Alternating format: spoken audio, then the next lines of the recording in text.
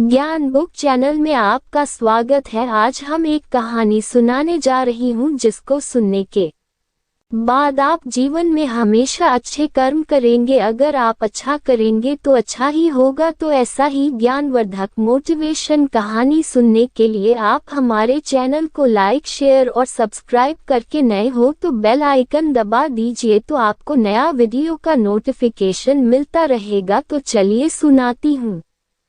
एक प्रसिद्ध राजा था जिसका नाम रामधन था। अपने नाम की ही तरह प्रजा सेवा ही उसका धर्म था। उनकी प्रजा भी उन्हें राजा राम की तरह ही पूजती थी। राजा रामधन सभी की निष्काम भाव से सहायता करते थे, फिर चाहे वो उनके राज्य की प्रजा हो या अन्य किसी राज्य की। उनकी ख्याति सर्वत्र थी। उनके दानी स्वभाव और व्यवहार के गुणगान उसके शत्रु राजा तक करते थे। उन राजाओं में एक राजा था भीम सिंह, जिसे राजा रामधन की इस ख्याति से ईर्ष्या थी। उस ईर्ष्या के कारण उसने राजा रामधन को हराने की एक रणनीति बनाई और कुछ समय बाद रामधन के राज्य पर हमला कर दिया। भीम सिंह ने छल से युद्ध जीत लिया और रामधन को जंगल में जाना पड़ा। इतना होने पर भी रामधन की लोकप्रियता में कोई कमी नहीं थी। हर जगह उन्हीं की बातें चलती थी, जिससे भीम सिंह को चैन न था। उसने राजा रामधन को मृत्युदंड देने का फैसला किया। उसने ऐलान किया कि जो राजा रामधन को पकड़कर उसके सामने जो लाएगा वो उसे 100 सोने की दीनार देगा।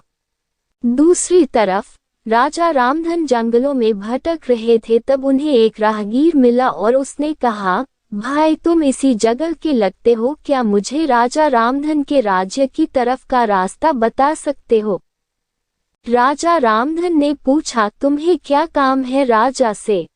तब राहगीर ने कहा, मेरे बेटे की तबीयत ठीक नहीं, उसके इलाज में सारा धन चला गया। सुना है राजा रामधन सभी की मदद करते हैं, सोचा उन्हीं के पास जाकर याचना करूं। यह सुनकर राजा रामधन राहगीर को अपने साथ लेकर भीम सिंह के पास पहुंचे। उन्हें देख दरबार में सभी अचंभित थे। राजा रामधन ने कहा, हे राजन, आपने मुझे खोजने वाले को 100 दीनार देने का वादा किया था। मेरे इस मित्र ने मुझे आपके सामने पेश किया है, अतः इसे वो 100 दीनार दे दे। यह सुनकर राजा भीम सिंह को एहसास हुआ कि राजा रामधन सच में कितने महान और दानी हैं और उसने अपनी गलती का स्वीकार किया। साथ राजा रामधन को उनका राज्य लौटा दिया और सदा उनके दिखाए रास्ते पर चलने का फैसला किया। दोस्तों, इसी को कहते हैं कर भला तो हो भला।